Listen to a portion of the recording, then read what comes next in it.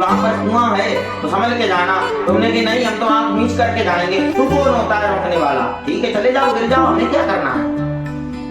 हम लोग बता सकते हैं, उसमें भी लोग टिप्पणी करते हैं जो मूर्ख लोग हैं, समझते बात को है नहीं, समझते नहीं बात को, निकल पड़ते हैं रात को, फिर कहते हैं अंधेरा है। अरे अंधेरा तो तुम खुद ही रात में निकले। हर को बजिए पर ये थोड़ी ना है तुम व्यास गद्दी पर बैठ करके प्रवचन करने लग जाओ। इसका अधिकारी कौन है? श्रीमद् भागवत महापुराण में आया है। अगर तुम उसकी बात का अवहेलना करते हो तो तुम्हारा गद्दी पे बैठ तुम्हारा कथा कहने का कोई महत्व भी नहीं है, क्योंकि तुम उसी की बात नहीं मान रहे हो।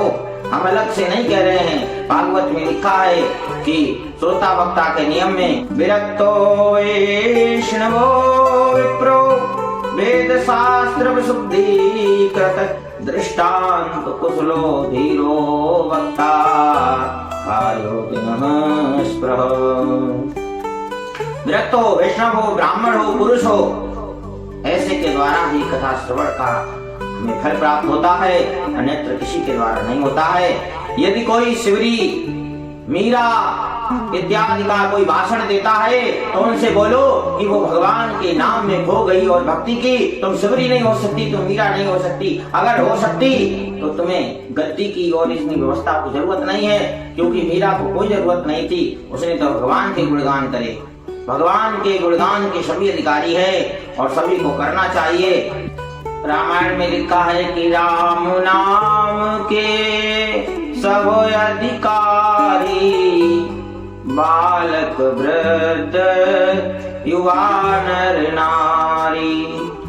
सत्य है, भगवान के नाम के सब अधिकारी है भगवान, लेकिन हर चीज की एक व्यवस्था होती है। ऐसे ब्राह्मण क्षत्रिय वैश्य शूद्र, हम ये समझ लो कि एक ही पिता की संतान है नारायण भगवान की, लेकिन एक जो वर्ण व्यवस्था बनाई गई है ब्राह्मण क्षत्रिय वैश्य शूद्र, ये एक व्यवस्था है। अब किसी कमरे में खाने की व्यवस्था है, किसी कमरे में सोने की व्यवस्था है, तो तुम ये सोचो कि जहां पर खाना बनता है हम यहाँ सोएंगे, कमरे तो एक जैसे ही हैं। ज्यादा दृष्टांत नहीं बता रहे, हम इतने में ही समझ जाइए जो समझदार है कि जिसकी जहां जैसी व्यवस्था है। अब जैसे साउंड वाले हमारे साथ संगीत वाले चलते हैं, हम कथाओं में जाते हैं तो उनकी अलग व्यवस्था होती है, सारे संगीत वाले अलग रहते हैं। ब्राह्मण लोगों के लिए अलग कमरा मिलता है, ब्राह्मण लोग अलग रहते हैं। व्यास के लिए अलग होता है, तो सब एक में कैसे कर दिया जाएगा? मेरे समझ में नहीं आता है लोग कौन कौन से प्रवचन देते हैं।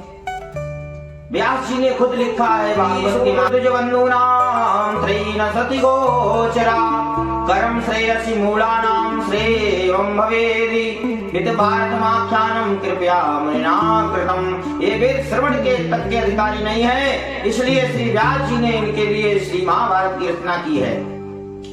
कुछ लोग कहते हैं अरे महाभारत में ज्ञान है, उसने अनर्थों को खोल दिया है, और कुछ लोग कहते हैं कि महाभारत से महाभारत होने लगती है।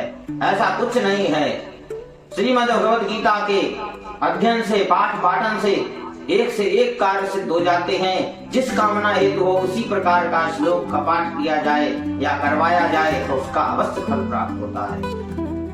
महाभारत पढ़ने वाला कभी युद्ध नहीं करता है, और करेगा तो ऐसा करेगा जो भगवान की कृपा से विजय प्राप्त करेगा।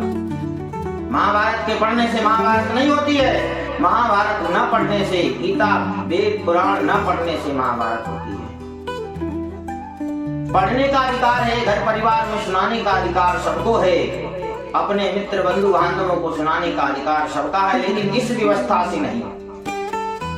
सामान्यवत होकर के यदि तुम इस व्यवस्था से सुनाते हो तो तुम निर्धर्म हो, तुम धर्मात्मा हो ही नहीं सकते, क्योंकि तुमने उस श्लोक का, उसकी आज्ञा का खंडन कर दिया है।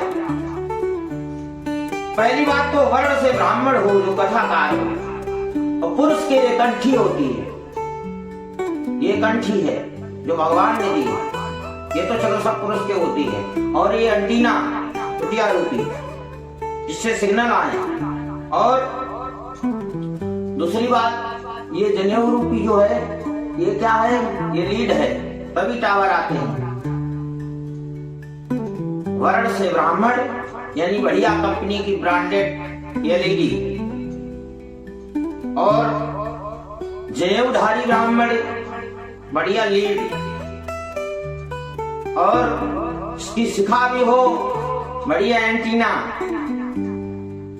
संध्या वंदन करने वाला नेटवर्क, उसके द्वारा यदि आप कोई अनुष्ठान करवाते हैं तो 100% सफल होता है। और नहीं तो प्रभु जाने आजकल तो न जाने क्या क्या हो रहा है। न तो व्यास की महिमा रही, न व्यास गद्दी की महिमा रही, न भागवत की महिमा रही। जो जानते हैं वही मानते हैं, जो नहीं जानते वो नहीं मानते हैं। कुछ लोग अनर्गल करते हैं, अनर्गल पक्षक करते हैं, समान अधिकार है, बराबर का अधिकार है।